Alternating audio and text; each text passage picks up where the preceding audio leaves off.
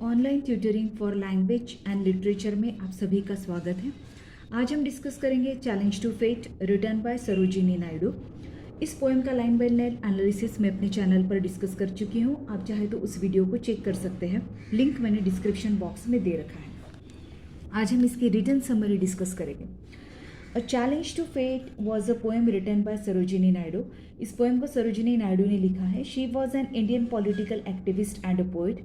वो एक political leader भी थी और कवियत्री भी। She was the first Indian woman to be president of the Indian National Congress and to be appointed governor of state.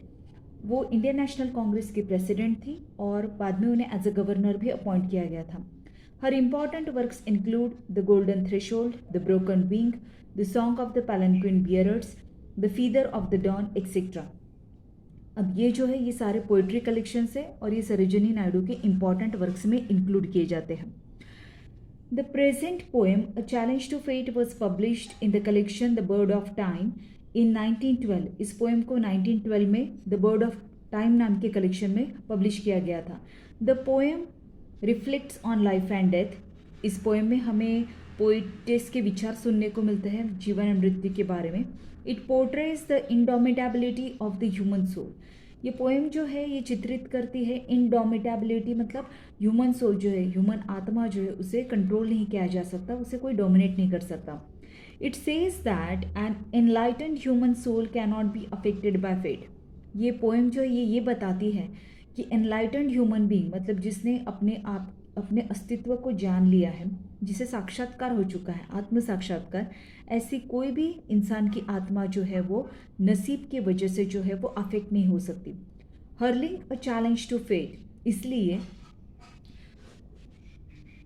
Fate की तरफ, मतलब दैव की तरफ, नसीब की तरफ एक चुनौती फेंक रही है जैसे poet. The poetess proves to be the heroic spirit in the poem. इस पोएम में हमें ये पता चलता है कि पोएटेस जो है वो एक हीरोइक स्पिरिट है, मतलब वो she has courageous soul in the poem, बहुत ही साहसी है। The poem is written in 6 stanzas each containing 6 lines. इस पोएम में 6 स्टांजाज है और हर स्टांजा जो है वो एक सेस्टेट है, मतलब उसमें 6 लाइन्स है। The rhyming scheme of the poem is A, B, C, B, D, D. ये इसका rhyming scheme है। The poetess in this poem refuses to submit herself to fate. However compelling it is, मतलब भले ही दैव या नसीब कितना भी कंपेलिंग क्यों ना हो, मजबूर क्यों ना करने वाला हो, लेकिन पोइट जो है वो इस पोएम में हमें बताती है कि वो कुछ भी हो जाए फेट के सामने खुद को सरेंडर नहीं करेगी। In the first stanza, the poetess asks the fate why it is always conspiring and troubling her by thwarting the good things of life. अब पोइट जो पहले स्टांजा में बहुत ही बोल्डली, करेजियसली फेट से पूछ रही है कि क्यों वो हमेशा उसके खिलाफ जो है वो षड्यंत्र बनाते रहता है और उसे परेशान करते रहता है। बाय थ्वार्टिंग, मतलब उसकी लाइफ में कि जो भी अच्छी अच्छी चीज़ें हैं वो सब उससे छीन कर उसे क्यों परेशान करता है। She calls fate foolish and challenges it not to meddle with her life as it won't be successful in its ill intentions. अब पोइटेस जो है वो फेट से कह रही है कि वो मूर्ख है क्योंकि वो, और उसे चुनौती दे रही है कि वो कोशिश भी ना करे कि उसकी लाइफ में वो मेडल करे, बीच बीच में करे, या हाँ मतलब उसकी लाइफ में उलट पुलट ना करे, क्योंकि as it won't be successful, क्योंकि उसे कोई भी सफलता नहीं मिलेगी उसके बुरे इंटेंशंस में, बुरी मंशाओं में। दो इट इज़ डेस्परेट, भले ये फेट जो है वो डेस्परेट है, बहुत ही आतुर है। अपॉन ब्रिंगिंग हर पेन, पोइटिस के ऊपर तकलीफ और डिस्पेयर, निराशा का वर्षाव करने के लिए ये फेट जो है बहुत ही आतुर है। Still she will not surrender in supplication to it, लेकिन फिर भी पोइटिस जो है वो उसके सामने शरण नहीं जाएगी। इन सप्लिकेशन टू इट, अपने हाथ जोड़े हुए। द फेट में perhaps succeed in destroying her brilliant world of light. हो सकता है कि नसीब को जो है वो सफलता मिल जाए, उसका जो भी उसके नज़रों के सामने का जो भी ब्राइट वर्ल्ड है, मतलब उसकी जो देखने की शक्ति है, उसे नष्ट कर दे वो। That her eyes see but it can not deprive her of the beautiful memories of sunlit mountains and splendour of star studded deep space that is visible only to the eye of the mind. अब हो सकता है कि fate जो है वो सफल हो जाए, उसकी आँखों की जो देखने की शक्ति उसे नष्ट करने में, जिससे वो एक खूबसूरत दुनिया देखती है, लेकिन उसे कभी भी इसमें सफलता नहीं मिलेगी कि वो पोएटिस से उसकी वो खूबसूरत यादें छीन ले जिसमें उसने पहाड़ियाँ देखी थी जिस पे सूरज की किरणें पड़ी हो, और स्टार स्टडेड डीप स्पेस, या फिर ऐसा आसमां जिसमें अंतरिक्ष जिसमें ढेर सारे तारे हो। तो ये सारी ब्यूटी जो उसने अपनी आंखों से देखी है, उसकी जो ब्यूटीफुल खूबसूरत याद है, वो ये फेट नहीं छीन सकता, क्योंकि ये जो यादें हैं ये सिर्फ आई ऑफ द माइंड, मतलब मस्तिष्क की आंखों से ही देखी जा सकती है, मन की आंखों से देखी जा सकती है। The treasures of beautiful memories can not be robbed by the fate. अब ये जो खूबसूरत यादें हैं, इसका जो खजाना है, वो ये फेट जो है वो नहीं छीन सकता, नहीं चुरा सकता। In the third stanza, the poet says that the fate may snatch the power of hearing. हो सकता है कि ये फेट जो है वो नसीब जो है वो पोएटिस की सुनने की शक्ति छीन ले, but her unharmed spirit will never stop to listen to the blowing winds through the valleys and the sounds of the tempests and seas. लेकिन ये जो पोइट की आत्मा है, जो अनहार्म्ड है, जिसे कोई हानि नहीं पहुंचा सकता, उसकी जो सुनने की शक्ति है वो कभी भी अपनी आत्मा को, अपनी स्पिरिट को ये सुनने से नहीं रोकेगी।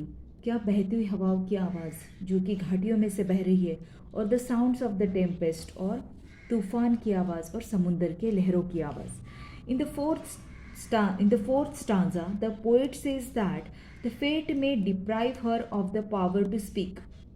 हो सकता है कि फेट क्या करे, हो सकता है, स्पेलिंग इज रॉन्ग, हो सकता है कि पोएट को जो है वो फेट ये मजबूर करे कि उसकी जो बोलने की शक्ति है वो भी उससे छीन ले, but her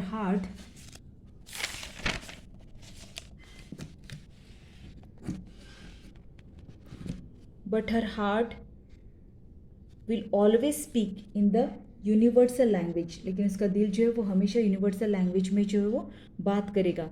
she says that her heart will always sing with the springs of the seasons. पोइटिस कह रही है कि उसका दिल जो है वो हमेशा स्प्रिंग सीजन में जो है वो नेचुरल जो आवाज़ें आती है उस मौसम में, जैसे झरनों, बहते हुए झरनों की आवाज़ है, हवाओं की आवाज़ है, बारिश की आवाज़ है, उन सब के साथ में वो गाना गाएगी।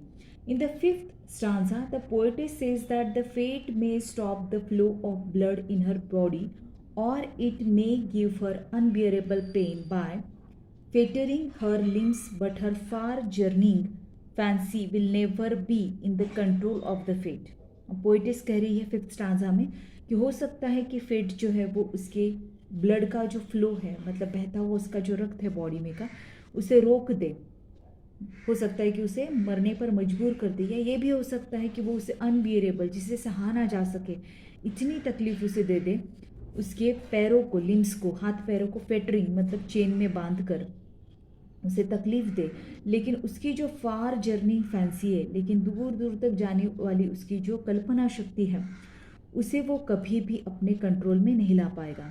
She asks the fate fearlessly, वो फेट से जो है वो सवाल पूछती है बहुत ही फियरलेसली, बिना डरे, दैट द फेट में रेस्ट्रिक्ट हर फिजिकली, तो हो सकता है कि ये फेट जो है, नसीब जो है वो उसे रोक दे physically, okay, but it will not be able to tie her winner mind which is a rival and companion of the wind।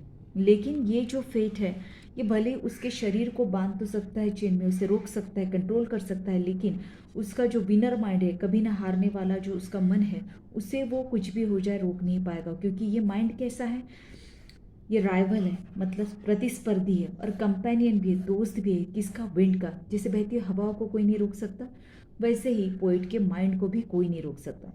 In the last stanza the poetess says that the fate may withhold hope from filling her being with new life. Last stanza में poetess कह रही है कि हो सकता है कि नसीब जो है वो से कोई भी उम्मीद ना रखे उसके लिए, from filling her being with new life, उसके अस्तित्व को, उसके अस्तित्व के होने को, शायद वो अपनी लाइफ में कोई भी अच्छी चीज़ें भर ना पाए। It may not let her have love in life, हो सकता है कि उसे उसका प्यार ना मिले। मे डिस्ट्रॉय हर ड्रीम्स, हो सकता है उसके सपने भी वो नष्ट कर दे। Yet she will continue drinking from the source of universal joy, लेकिन फिर भी वो कंटिन्यू करेगी drinking from the source of universal joy. वैश्विक आनंद जो है, मतलब जिस इंसान को स्पिरिचुअल नॉलेज हो जाता है, आत्म साक्षात्कार हो जाता है, वो हमेशा खुश रहता है, वो जो सुपर नेचुरल पावर से कनेक्ट कर सकता है, तो उसे यहाँ पे यूनिवर्सल जॉय कहा गया है। कि हो सकता है कि उसकी ये जो सारी शक्तियाँ हैं, उसके लाइफ में कोई खुशी ना बचे, प्यार ना रहे, उसके सपने नष्ट हो जाए, लेकिन वो जो है वो वैश्विक जो आनंद है, जो कि स्पिरिचुअल आत्म साक्षात्कार से मिलता है, उसे वो कभी नहीं छोड़ेगी। She makes it clear that the fate will never be able to control her indomitable spirit. वो ये साफ कर देती है नसीब को कि चाहे जो भी हो जाए, वो उसके कभी ना हारने वाली आत्मा को कंट्रोल नहीं कर पाएगा। The poetess attitude is openly scornful. अब ये पोइट का जो एटीट्यूड है ये स्कॉर्नफुल है, मतलब वो तिरस्कार जता रही है नसीब की तरफ, हंस रही है, मजाक उड़ा रही है, क्योंकि वो नहीं डरती है। She can't master the fate. वो भले ही अपने फेट पे कंट्रोल नहीं कर सकती है, मास्टर नहीं कर सकती, प्रभुत्व नहीं पा सकती है, but she is not ready to surrender to her fate. लेकिन फिर भी वो तैयार नहीं है अपने नसीब के सामने शरणागति पद करने के लिए। The heroic spirit of the पोइटिस is clearly reflected in the poem. पोइटिस का जो हीरोइक स्पिरिट है वो हमें बहुत ही क्लियर तरीके से इस पोएम में रिफ्लेक्ट होता हुआ नज़र आता है। ओके, तो ये था इस पोएम का एनालिसिस। अगर आपको ये नोट्स हेल्पफुल साबित होती है तो चैनल को सब्सक्राइब करें, इस वीडियो को लाइक करें और ज़्यादा से ज़्यादा शेयर करें, और मुझे कमेंट सेक्शन में लिखकर ज़रूर बताइए कि आपको ये वीडियो कैसे लगी।